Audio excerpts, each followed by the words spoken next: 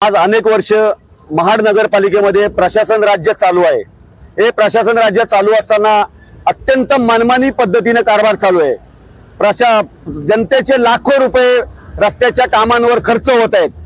जिथं खड्डे पडतात तिथं कुठल्याही प्रकारची काळजी न घेता डांबर फासली जाते, दगडी रेती टाकली जाते, ती दुसऱ्या दिवशी तो रस्ता लगेच खराब होतो। आज आम्ही या प्रशासनाचा विरोध करण्यासाठी ही आमची जलतरण स्पर्धा आम्ही इथं आयोजित केली होती।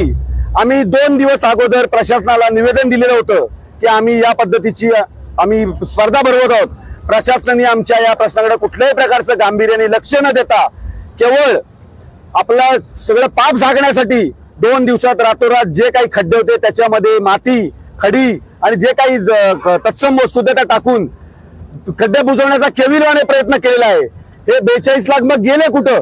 आणि हा प्रशासन हे मनमानी पद्धतीने काम चालू आहे, राष्ट्रपती राजवट चालू असल्याचं आता आम्हाला वाटतंय।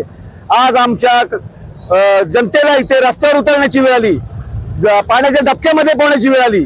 या विरोधात आम्ही हे जन आंदोलन छेडलेलं आहे आणि जर का आम्हाला योग्य न्याय न मिळाला तर यापुढची कारवाई आम्ही अधिकाऱ्यांच्या विरोधात त्यांच्या मालमत्तेची चौकशी करण्यासाठी आम्ही पुढचे वर निवेदन देणार आहोत।